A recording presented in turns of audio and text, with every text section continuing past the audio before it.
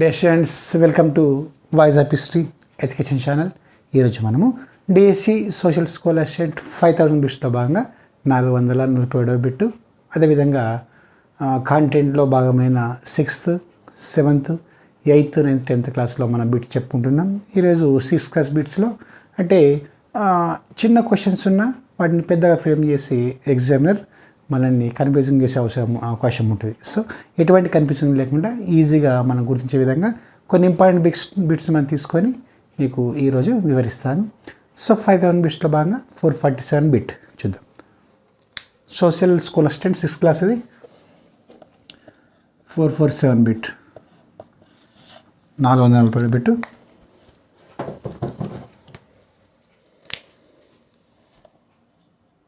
Four forty seven bit simple bit. Maurya సామ్రాజ్యాన్ని స్థాపించింది ఎవరు? ఓకేనా, ఇది చంద్రగుప్త మౌర్యుడు. ఈజీగా మనం తెలుసుకుంటాం, కానీ రాద్దాం మనం. మౌర్య సామ్రాజ్యాన్ని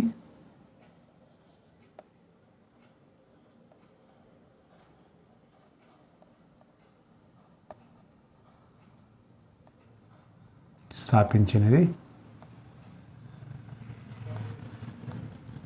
చంద్రగుప్త మౌర్యుడు.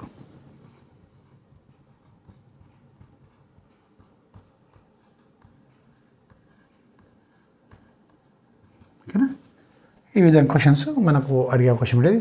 ఈ చంద్రగుప్త మౌర్యుడు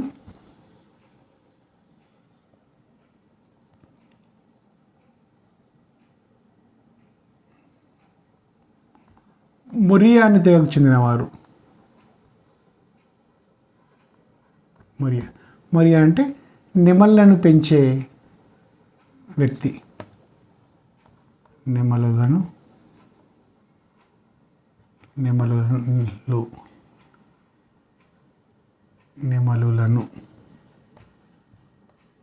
పెంచే వ్యక్తులు. అయితే ఆ రోజుల్లో పాటలిపుత్రం ఏరియాలో పెద్ద మొత్తంలో నెమళ్ళు ఉండేవని చెప్తారు. సో ఈ విధంగా వాళ్ళ పూర్వీకులు ఈ నెమళ్ళను పెంచుతూ జీవనం కొనసాగించేవారు. తర్వాత కాలక్రమేణా నందవంశ పాలనపై విరక్తి పొందిన చాణక్యుడు లేదా కౌటిల్యుడు ఈ చంద్రగుప్తుని చేరదీసి అతనికి సకల విద్యలు నేర్పి మౌర్య సామ్రాజ్యాన్ని అధిష్ఠించే విధంగా తయారు చేయడం జరిగింది. సో మాకు వచ్చే క్వశ్చన్స్, ఈ చంద్రగుప్త మౌర్యుడు చాణక్యుడు. చంద్రగుప్త మౌర్యుని యొక్క మంత్రి చాణక్యుడు. ఇతన్ని మనం కౌటిల్యుడుగా పిలుస్తాము. సో ఇతను రాసిన గ్రంథం అర్థశాస్త్రం. కౌటిల్యుడు రాసిన గ్రంథం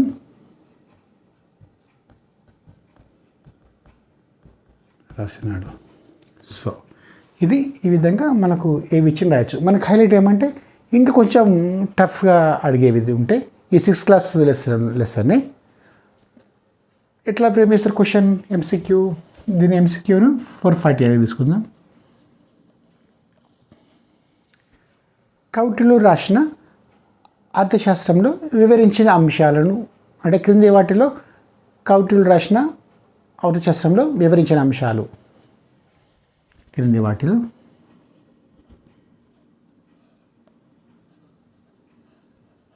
కౌటిల్యుని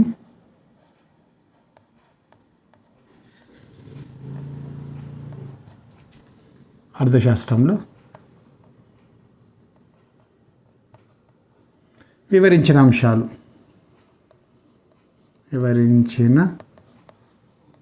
అంశాలను గుర్తించండి. ఇట్లా క్వశ్చన్ ఫ్రేమ్ చేస్తారు. ఇంపార్టెంట్ ఇది ఓన్లీ మళ్ళీ 6th క్లాస్ బిట్టే. సో ఫస్ట్ చూద్దాం. ఏ రాజ్యాలను జయించడం,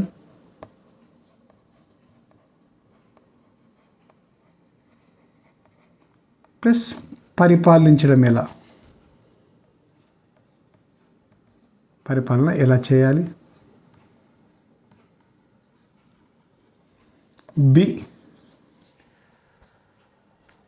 కుట్రలు కృతంతాలు ఎలా ఉంటాయి, అదేవిధంగా పన్నులు ఎలా విధించాలి. కుట్రలు కుతంత్రాలు మరియు పన్నుల విధింపు, అదేవిధంగా సి భరతఖండం యొక్క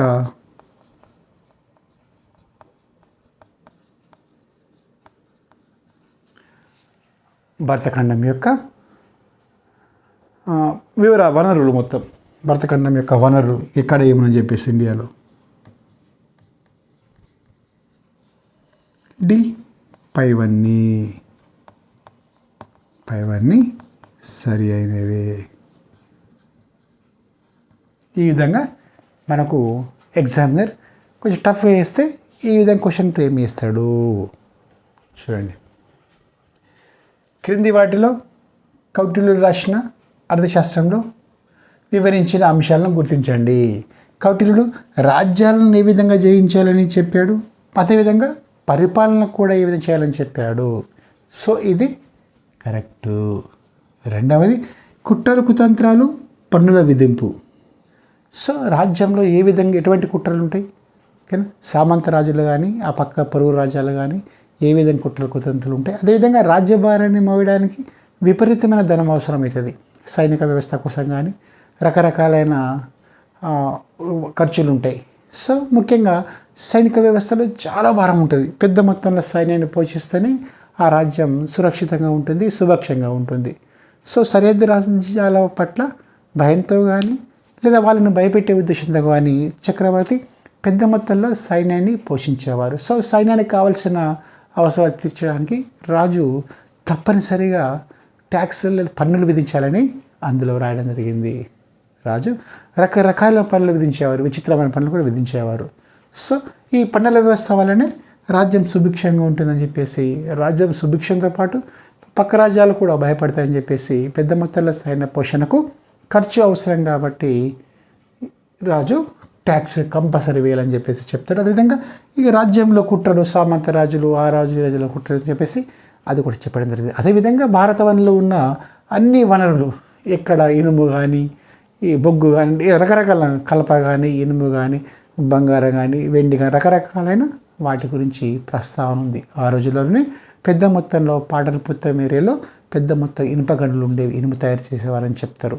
సో ఈ విధంగా అధిష్టం గ్రంథంలో భారతదేశానికి సంబంధించిన సకల అంశాలు మనకు లభ్యమవడం జరిగింది. ఈ అర్థశాస్త్ర గ్రంథం భారతదేశానికి తలమణిక లాంటిది, భారతదేశానికి అదృష్టవటకం చెప్తారు. మొత్తం వ్యవస్థ గురించి, సిస్టమ్స్ గురించి, మొత్తం టోటల్ క్యాస్ట్ సిస్టమ్ గురించి కానీ, రాజు గురించి కానీ, మంత్రి గురించి కానీ, పంటల గురించి కానీ, సైన్యం గురించి కానీ, రాజకీయ సిద్ధాంతాలు కానీ.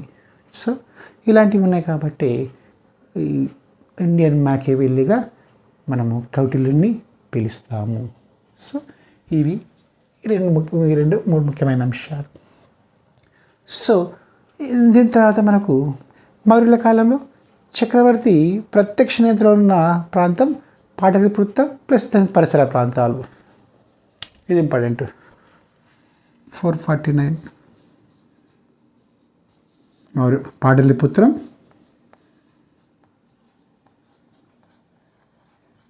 మరియు దాని పరిసర ప్రాంతాలు.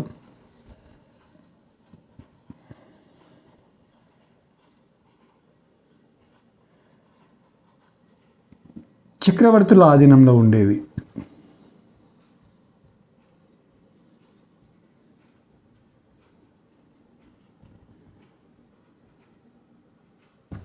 ఇది కూడా ఇంపార్టెంటే. క్వశ్చన్ ఎగ్జామినర్ ఏ విధంగా ఫ్రేమ్ చేయొచ్చు. So simple. మౌర్య సామ్రాజ్యాన్ని స్థాపించింది చంద్రగుప్త మౌర్యుడు.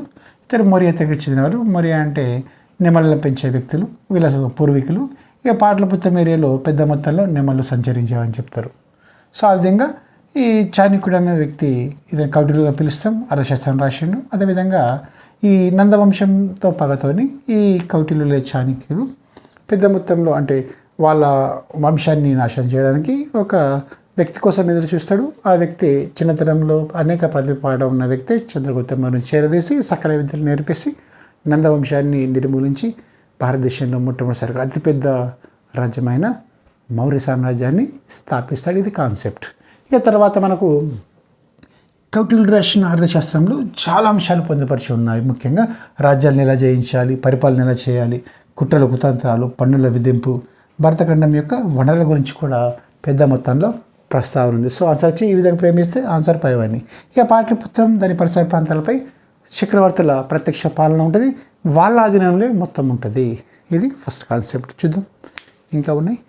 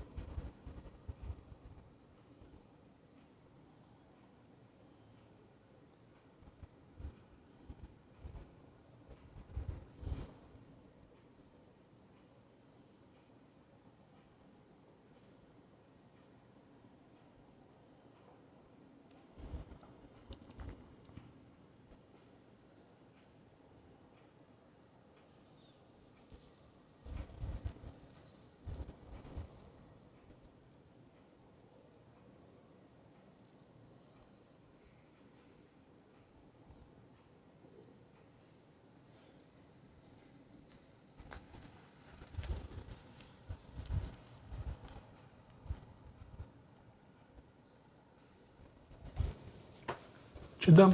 450 బిట్.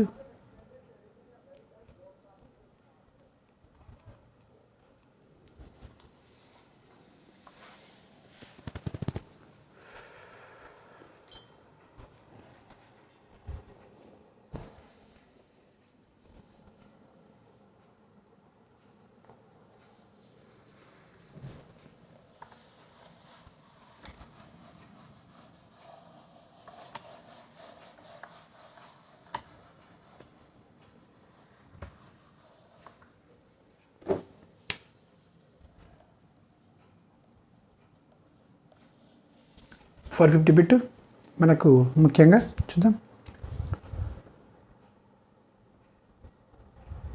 అధికారులు ఎలా పనిచేస్తున్నారని తెలుసుకోవడానికి రాజుకు ఉపయోగపడేవారు. మౌర్యుల కాలంలో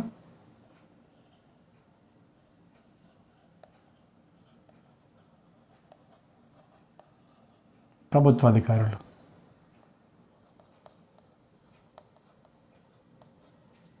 ప్రభుత్వ అధికారుల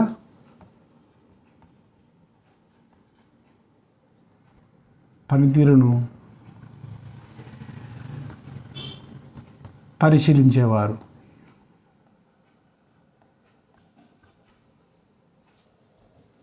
మరల కాలంలో ప్రభుత్వ అధికారుల పనితీరును పరిశీలించి రాజుకు తెలియజేసేవారు.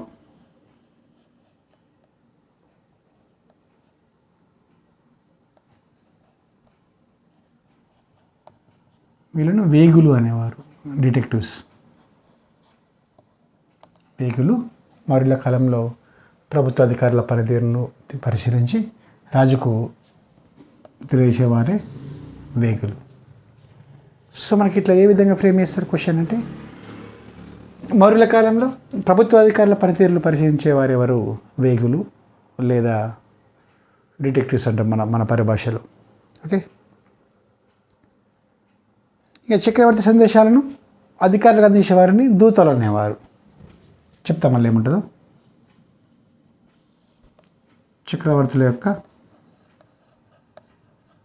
చక్రవర్తుల సమాచారాన్ని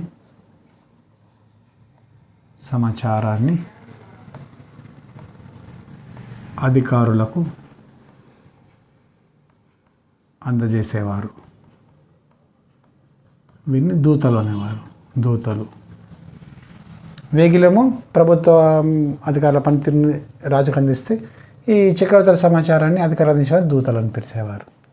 సో ఎట్లుంటాయంటే హైలైట్ ఏమంటే, సందర్భం వచ్చింది కాబట్టి చెప్తా. అయితే చంద్రగుప్త మౌర్యుడు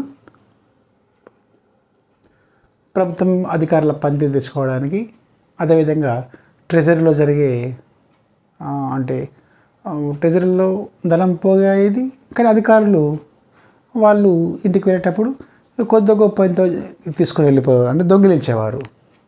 అంటే ప్రభుత్వ ఖజానాలో ఉండే అధికారులు ఖజానాకు సంబంధించి ఎంతో కొంత ఇంటికి తీసుకుపోయేవారని చెప్తారు. సో చంద్రగుప్త మౌర్యుడు చాణక్యంతో ఏమని చెప్తారంటే, గురువు గారు మరి ప్రభుత్వ ఖజానాను వాళ్ళ అధికారులు అవినీతి పెరిగిపోయింది, పెద్ద మొత్తంలో మన ప్రజాధనం వాళ్ళే తీసుకెళ్తున్నారు, దీనికి పరిష్కారం లేదని చెప్పి అడుగుతాడు. సో అప్పుడు చంద్రగుప్త మౌర్యుడికి ఏం చెప్తారంటే, ఈ చాణక్యుడు, ప్రభు అంటే చంద్రగుప్త మౌర్య, అంటే నీటిలో ఉన్న చేప నీరు తాక ఏ విధంగా ఉండలేదో, ఈ ప్రభుత్వ ధనగారంలో పనిచేసే వ్యక్తులు ఖచ్చితంగా ఎంత కొందరని తీసుకెళ్తారు అని చెప్తాడు. అప్పుడు షాక్ గురైన చంద్రగుప్తుడు, మరి గురువర్య దీనికి ఏదైనా పరిష్కారం ఉందా అని అడిగితే ఒకే సమాధానం చెప్తాడు, ఉంది అని చెప్పేసి. ప్రభుత్వ అధికారులకు పెద్ద మొత్తంలో జీతాలు ఇస్తేనే వాళ్ళ ఇంటిని సక్రమంగా పోషించుకుంటారు. సో జీతాలు లేని సందర్భంలో వాళ్ళు పోషించలేని స్థితి ఉంటాయి కాబట్టి వాళ్ళు అవినీతికి పాల్పడే అవకాశం ఉంటుందని చెప్పేస్తాడు. ఆ రోజుల్లోనే ఇలాంటి ఉద్యోగ వ్యవస్థకు స్థిరమైన సమాధానం అప్పుడే దొరికింది వాళ్ళకు. సో చంద్రగుప్త మౌర్యుడు ఈ చాణక్యుని మాటని సైనికులకు జీతాలు పెంచడం జరిగిందని చెప్తారు. సో ఈ విధంగా 452 బిట్ మనకు మౌర్యుల కాలంలో యువరాజులు గవర్నర్గా పాలించేవారు, చిన్న చిన్న రాష్ట్రాలకు గవర్నర్ పనిచేసేవారు. సో ఆ రోజులలో ఇవి అని చెప్పేసి క్వశ్చన్ అవ్వచ్చు, ప్రాదేశిక రాజధానులు ఏమని చెప్తారు. మౌర్యుల కాలంలో రాజకుమారులైన గవర్నర్చే పాలించబడిన ప్రాదేశిక రాజధానులు. మౌర్యుల కాలంలో రాజకుమారులచే, అశోకుడు లాంటి గొప్ప చక్రవర్తి కూడా రాజకుమారుగా పనిచేసిండు.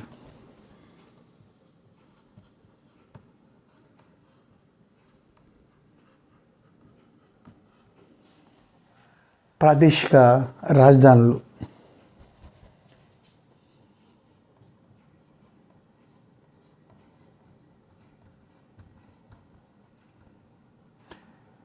సో వాళ్ళకు ఇది ఫ్రీ ఫైనల్ ఎగ్జామ్ లెక్క. రాజు అయ్యే వ్యక్తి ఇక రాష్ట్రాన్ని పాలించేవారు కాబట్టి ఈజీగా వాళ్ళకు రాజ్యభారం పోవడానికి అవకాశం వస్తుంది. తక్షశిల, ఉజ్జయిని, సువర్ణగిరి రాజధానులు 3 ఉంటుండే. తక్షశిల, ఉజ్జయిని,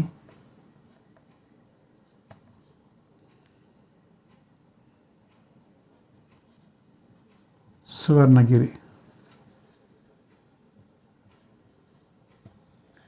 ఇవి మూడు పెద్ద రాజ్యాలు ఉంటుండే. అప్పుడు మరల కాలంలో ఇవి రాజధానులు ఉండేవి. ఇవి రాజులు వీళ్ళు పాలిస్తూ ఉండేవారు. రాష్ట్రాలు అని చెప్పుకోవచ్చు మనం. ప్రాదేశికాలు అంటుండే. 4, 5, 3. హైలైట్ ఏమంటే రహదారుల నిర్మాణం కోసం మౌర్యుల కాలంలో ఒక ప్రత్యేక శాఖ ఉంటుండే. మౌర్యుల కాలంలో ప్రత్యేక శాఖ రహదారి నిర్మాణ శాఖ.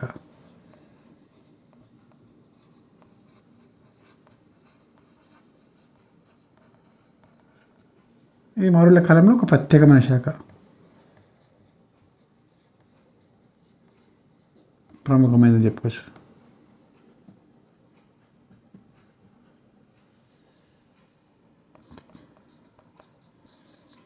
ఫోర్, 5, 4.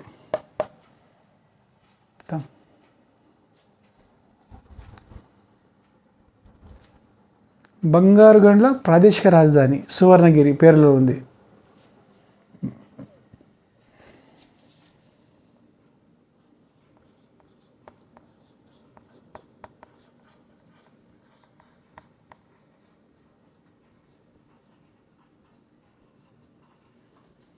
సువర్ణగిరి.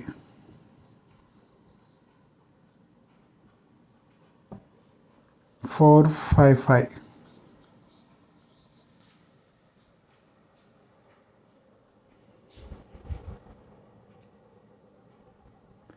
విదేశీ వస్తువుల కోసం ఆధారపడ్డ ప్రాదేశిక రాజధాని ఏది?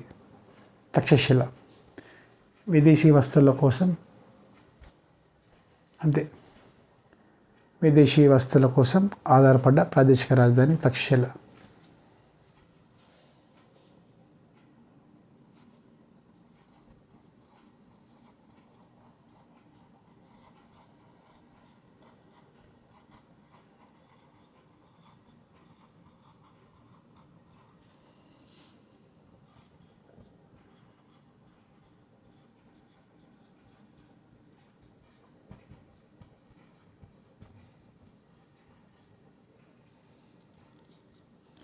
మౌర్యుల కాలంలో ప్రభుత్వ అధికారుల పనితీరు పరిచయించే రాజు తెలియజేసేవారు వేగులు, డిటెక్టివ్స్ అంటాం. వీళ్ళని మనం ప్రజెంట్ గూఢచారులు. చక్రవర్తుల సమాచారాన్ని అధికారులకు అందించేవారు దూతలు, రాయబారులు అంటాం మనం ఇప్పుడు.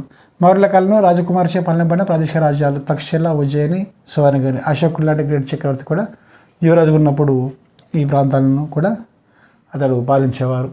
ఓకేనా. రహదారి నిర్మాణం రహదారి నిర్మాణ శాఖ మౌర్యుల కాలంలో ప్రముఖమైన శాఖ. ఇక బంగారుగండ్ల ప్రాదేశిక రాజధాని సువర్ణగిరి. విదేశీ వస్తువుల కోసం ఆధారపడ్డ ప్రాదేశిక రాజధాని తక్షశిల. ఇది వచ్చింది రావచ్చు. ఈ 5లో ఇది ఇంపార్టెంట్, మేబీ ఛాన్స్ ఉంది. చూద్దాం ఇంకా ఉన్నాయి.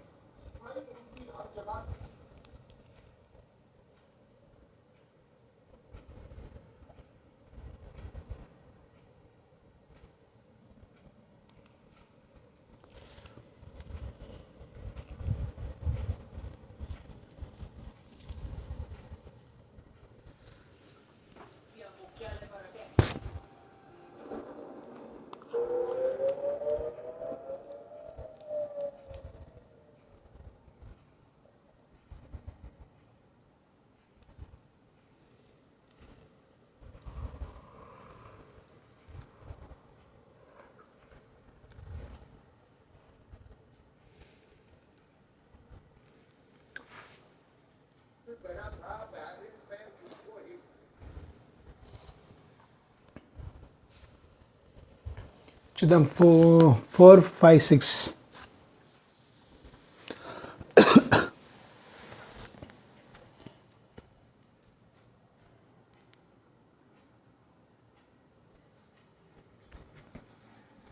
4, 5, 6 బుట్టుద్దాం.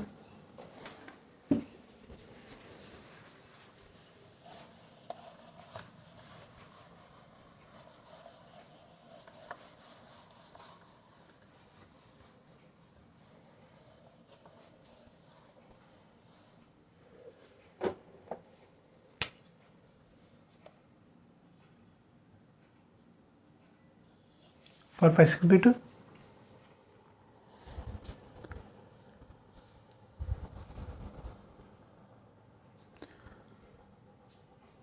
ప్రపంచంలోనే మరియు ఇండియాలో శాసనాల ద్వారా ప్రజలకు వర్తమానం అందించిన మొట్టమొదటి రాజు ఎవరు? భారతదేశం పెట్టుకుందాం. భారతదేశంలో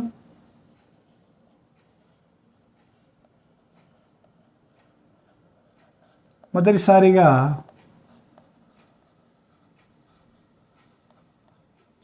శాసనాల ద్వారా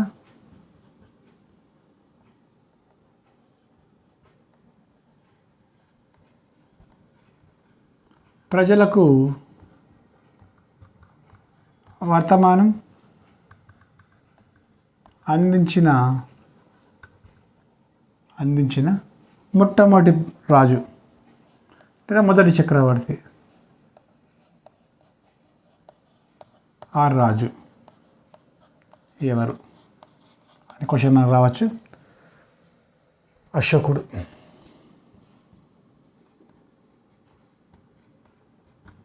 అశోకుడు మొట్టమొదటిసారిగా శాసనాల ద్వారా ప్రజలకు తమ వర్తమానాన్ని, పరిపాలన విధానాలను, అదేవిధంగా తను చేసే పనులను అన్నీ అందించడం జరిగింది. సో అశోకుని శాసనాలు ప్రాకృత భాషలో ఉన్నాయి.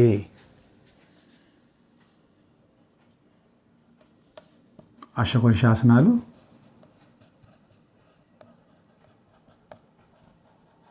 ప్రాకృత భాషలో వేశాడు.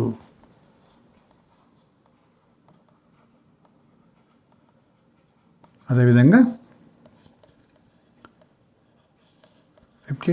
అశోకుని శాసనాలు బ్రహ్మీ లిపిలో ఉన్నాయి.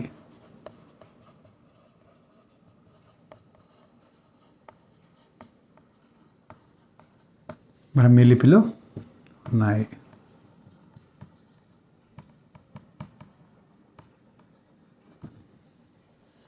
ఫోర్ ఫైవ్ నైన్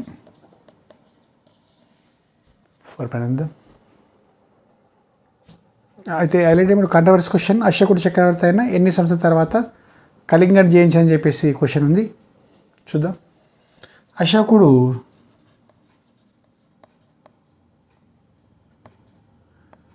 చక్రవర్తి అయిన 8వ ఏట కళింగని జయించాడు.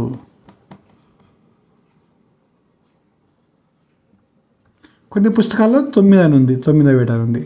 సో ఏది ఇచ్చినా కరెక్టే. 460 బిట్. అశోకుని ప్రతిరూపం చెక్కబడిన ప్రాంతం ఇంపార్టెంట్, ఖచ్చితంగా ఛాన్స్ ఉంటుంది. అశోకుని యొక్క రూపం చెక్కబడిన ప్రాంతం కర్ణాటకలోని కనగహలి. కనగాహలి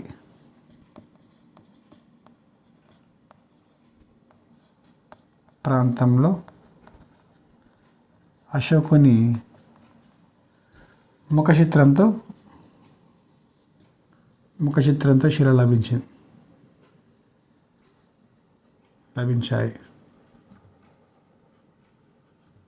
ఇది కర్ణాటకలో ఉంది ప్రజెంట్.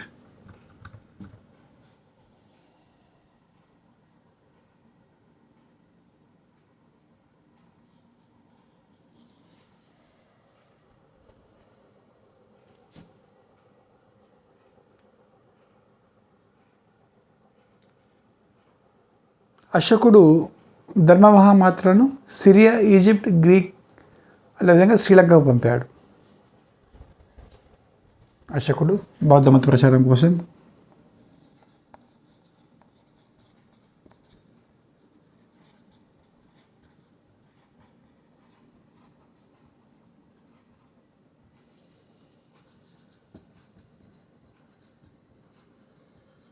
ధర్మమహామాత్రలను సిరియా, ఈజిప్ట్, గ్రీక్ అదేవిధంగా శ్రీలంకకు పంపాడు. ఇది ఇంపార్టెంట్, వచ్చిన రావచ్చు. చూద్దాం. భారతదేశంలో మొట్టమొదటిసారిగా శాసనాల ద్వారా ప్రజలకు వర్తమానం అందించిన మొదటి చక్రవర్తి అశోకుడు. అశోకుని శాసనాలు ప్రాకృత భాషలు ఉన్నాయి. అశోకుని అదేవిధంగా లిపి బ్రహ్మి లిపిలో ఉంది. అశోకుడు చక్రవర్తి అయిన 8 లేదా 9వ ఏట కళింగం జయించాడు. కహనగర్ ప్రాంతంలో అశోకుని ముఖ చిత్రంతో శిల లభించింది. ఇది కర్ణాటక రాష్ట్రంలో ఉంది. అశోకుడు బౌద్ధమత ప్రచారం కోసం ధర్మ మహామాత్రను సిరియా, ఈజిప్ట్, గ్రీస్ మరియు శ్రీలంక దేశాలకు పంపడం జరిగింది. చూద్దాం, ఇంకా ఉన్నాయి.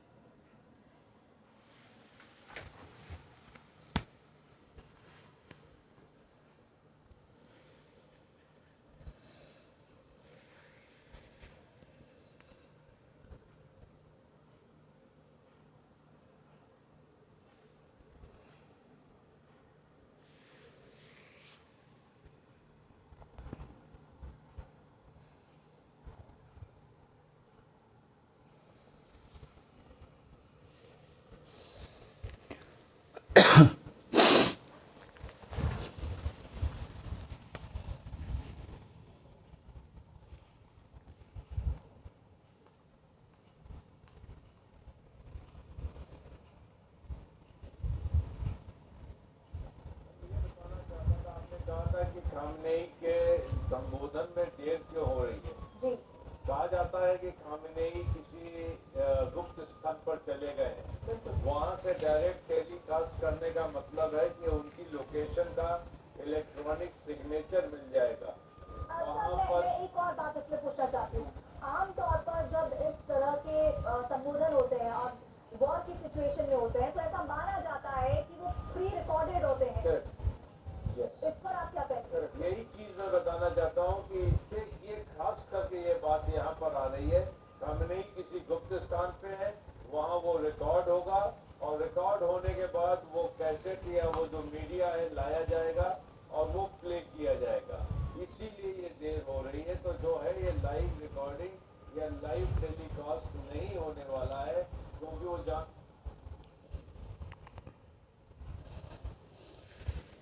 खबर है। मतलब दुनिया के दर्जन भर से ज्यादा देश इस वक्त जंग की ज्वाला में चल रहे हैं। ये ज्वाला जब नहीं बुझी तो इसकी चपेट में और वक्त आ सकते हैं, जिसका सीधा मतलब है world war 3।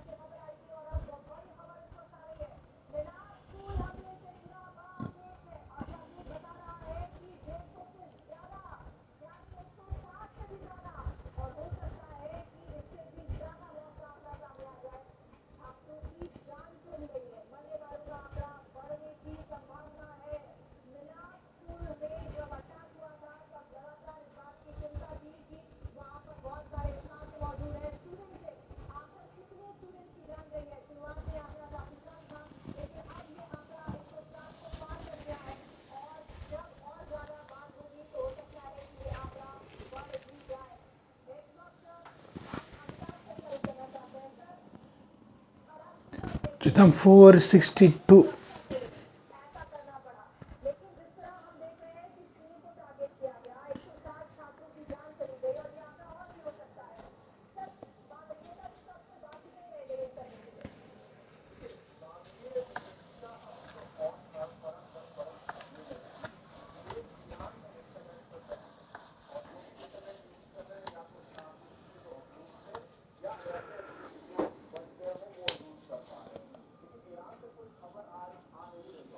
Four six two చూద్దాం.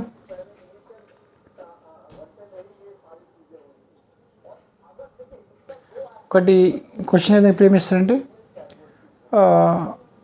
ఎగ్జామినర్ క్యాండిడేట్ను కనిపించడానికి ఈ విధమైన క్వశ్చన్స్ అడగచ్చు. అశోకుడు ఎన్నో శతాబ్దం చెందిన రాజు అని అడగచ్చు. చూద్దాం ఎంసీక్యూ చూద్దాం.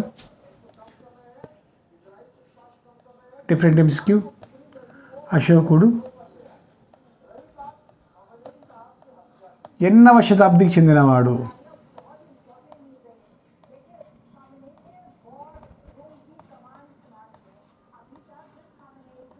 ఈ విధంగా ఇవ్వచ్చు మనకు. ఏ 2వ శతాబ్దం, బి 3వ శతాబ్ది, సి 4వ శతాబ్ది,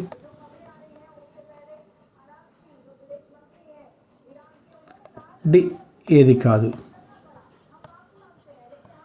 ఈ విధంగా క్వశ్చన్ ఫ్రేమ్ చేయొచ్చు. ఈజీ క్వశ్చన్ కనిపించేస్తాడు. చూడండి, యాక్చువల్గా అశోకుడు 268 బీసీ నుంచి 232 వరకు ఉండే ఆయన.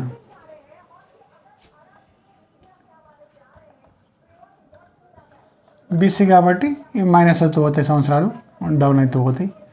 సో అతని పరిపాలన కాలం ఇది. సో మనకు దీన్ని మనం 3వ శతాబ్దిగా చెప్పచ్చు. సో ఆన్సర్ వచ్చేసి బి. ఈ విధంగా క్వశ్చన్స్ ఫ్రేమ్ చేస్తాడు.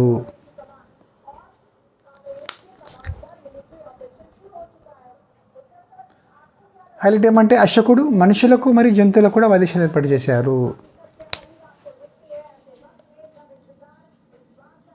అశోకుడు మనుషులు మరియు జంతువులకు కూడా వధించలు ఏర్పాటు చేశాడు.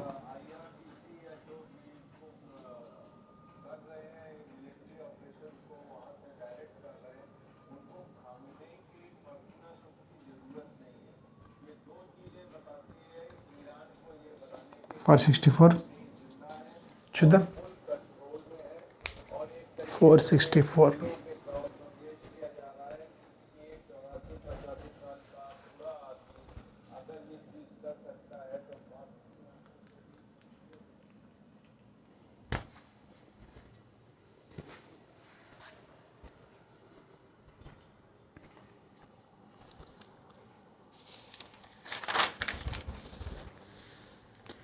అశోకుని తర్వాత మనకు తెలంగాణ ప్రాంతాన్ని లేదా దక్షిణ భారతాన్ని శాతవాహనులు పాలించారు. ఇందులో కొన్ని ముఖ్యమైన బిట్స్ చూసుకుందాం మనం. శాతవాహనులు ఏర్పాటు చేసిన సామ్రాజ్యం ఈ 2 నదుల మధ్య ఉంది, లేదా ఏ 2 నదుల మధ్య అని చెప్పేసి మన క్వశ్చన్ రావచ్చు. కృష్ణ మరియు నర్మదా నదుల మధ్య శాతవాహన సామ్రాజ్యం విస్తరించి ఉంది. కృష్ణ, నర్మదా ప్లస్ గోదావరి.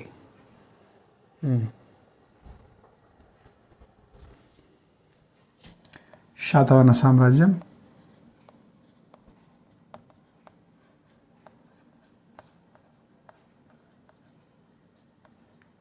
కృష్ణ మరియు నర్మదా నదుల మధ్య విస్తరించి ఉంది.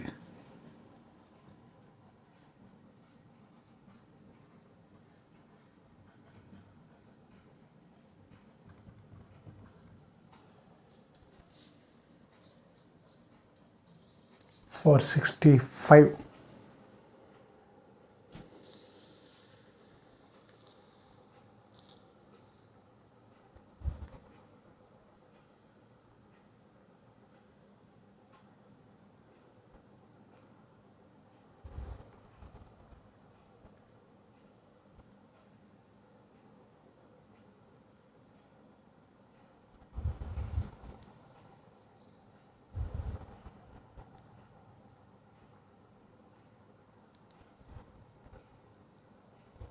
శాతవాహన రాజు వేయించిన మేకధుని శాసనం కర్ణాటకలోని బళ్ళారి ప్రాంతంలో లభించింది. శాతవాహనుల పతనం తెలుపుతుంది మేకధుని శాసనం.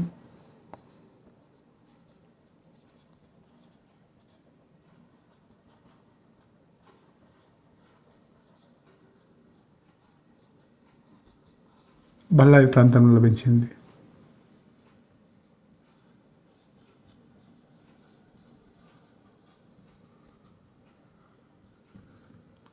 ఇది శాతవాహన రాజుల పత్రాన్ని తెలుపుతుంది 3వ పులమారి కాలంలో. అయితే హైలైట్ ఏమంటే మేకధుని శాసనం వేయించింది స్కందనాగ అనే వ్యక్తి. నాగ అనే వ్యక్తి ఉంటుంది. ఓకేనా.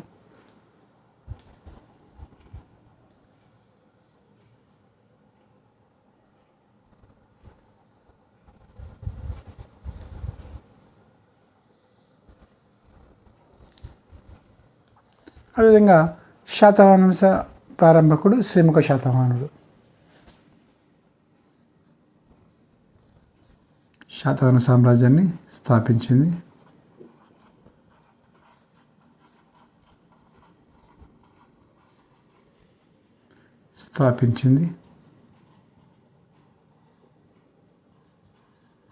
శ్రీముఖ శాతవాహనుడు.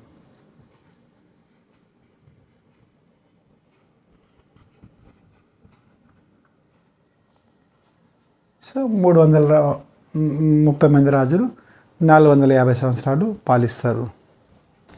30 మంది రాజులు 450 సంవత్సరాలు పాలిస్తారు. తొలి రాజు శ్రీముఖుడు, చివరి రాజు 3వ పులమావి.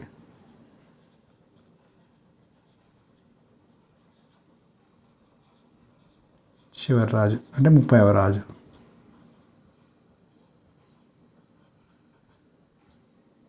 ఫస్ట్ రాజు శ్రీముఖ శాతవాహనుడు ఈయన. లాస్ట్ రాజు 30వ రాజు 3వ పులమావి. సింపుల్. అశోకుడు ఎన్నో శతాబ్ది చెందినవాడని చెప్పేసి క్వశ్చన్ మనకు కనిపించి క్రియేట్ చేయొచ్చు. 3వ శతాబ్ది. అశోకుడు ఓకేనా మనుషులు మరియు జంతువులకు ప్రత్యేకమైన మెడికల్ ఫెసిలిటీ కల్పించాడు. ఈ శాతవాహన సామ్రాజ్యం కృష్ణా నది మరియు నర్మదా నదుల మధ్య విస్తరించి ఉంది. అదేవిధంగా మేకధుని శాసనం కర్ణాటకలోని బళ్ళారి ప్రాంతంలో లభించింది. ఓకేనా. శాతవాహన సామ్రాజ్యాన్ని స్థాపించి శ్రీముఖ శాతవాహనుడు, చివరి రాజు 3వ పులమావి. ఓకేనా. మేకధుని శాసనం ప్రకారము శాతవాహన సామ్రాజ్యం సమర్థమని చెప్పేసి తెలియవచ్చింది. చూద్దాం ఇంకో సెట్ ఉంది, లాస్ట్ సెట్.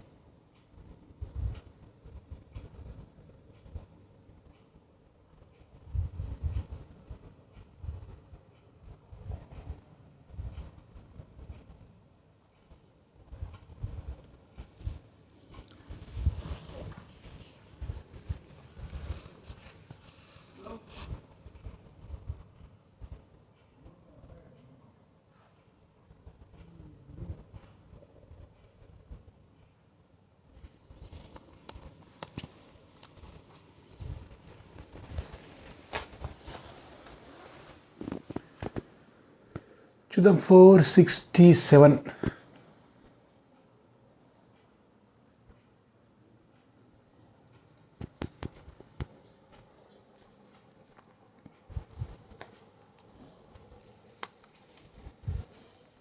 Versus 467 bit.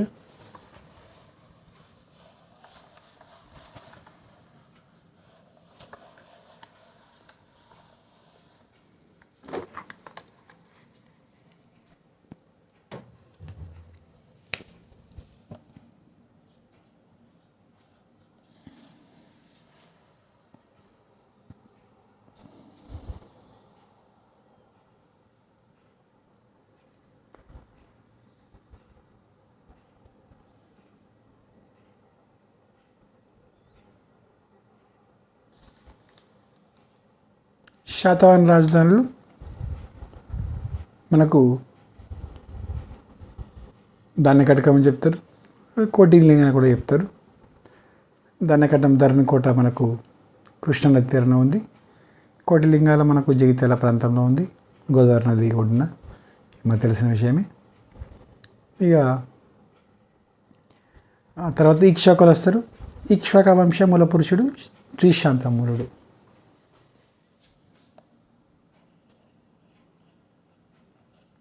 ఇక్ష్వాకుల వంశస్థాపకుడు.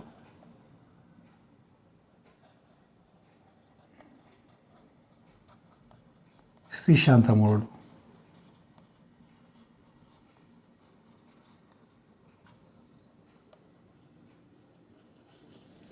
అదేవిధంగా రాజరిక బిరుదు పొంది రాజు అనేది ఇక్ష్వాకులే.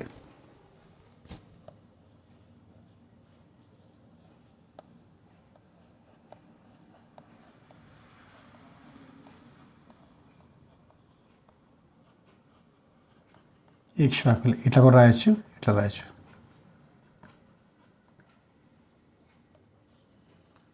ఫోర్ 669.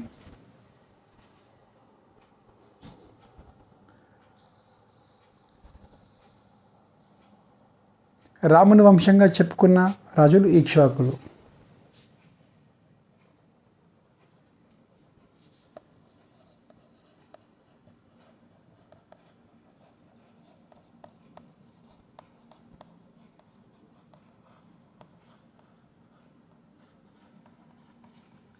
ఇక్ష్వాకులే.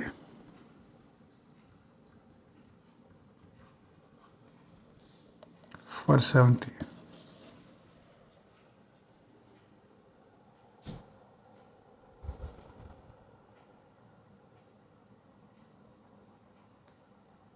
అదేవిధంగా దేవాలయాల నిర్మాణం, దేవాలయాల పేర్లు. దక్షిణ భారతదేశంలో తొలిసారి దేవాలయం నిర్మించింది.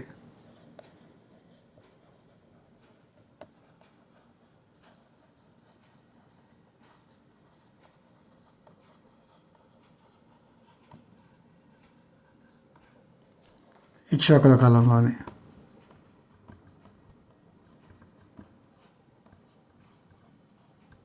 అదేవిధంగా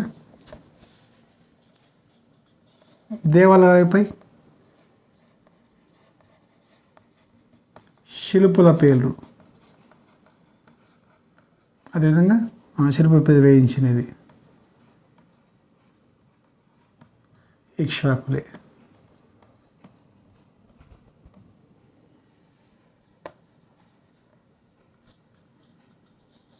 ఇక్ష్వాక సామ్రాజ్యాన్ని లేదా ఇక్ష్వాక రాజ్యాన్ని 4 రాజులు పాలించారు.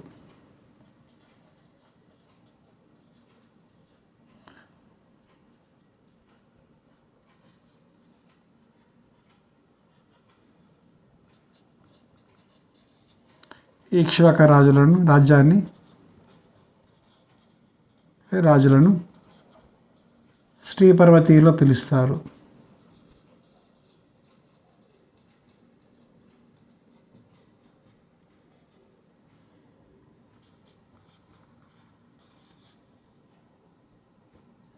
ఇక్ష్వాక రాజ్యంలో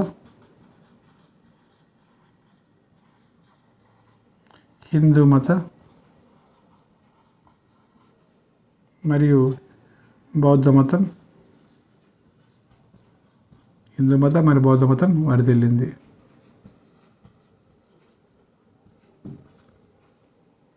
సో అవి ఇంపార్టెంట్ బిట్స్ మనకు చూద్దాం. ఇక్ష్వాక వంశస్థాపకుడు వశిష్ఠపుత్ర శ్రీశాంతమౌళుడు. రాజరిక బిరుదు పొందిన రాజైంది ఇక్ష్వాకులు. రాముని సంతతిగా పేర్కొన్న రాజవంశం ఇక్ష్వాకులు. దక్షిణ భారతదేశంలో తొలిసారి దేవాలయ నిర్మాణం ఇక్ష్వాకు కాలంలో జరిగింది. దేవాలయాలపై శిల్పుల పేరు చెక్కడం ఇక్ష్వాకుల కాలంలోనే. ఇక్ష్వాక రాజ్యాన్ని 4 రాజులు పాలించారు. ఇక్ష్వాక రాజులు శ్రీపర్వతీయులుగా పిలుస్తారు. ఇక్ష్వాక రాజ్యంలో హిందూ మతం, బౌద్ధ మతం కూడా వరిదిల్లింది.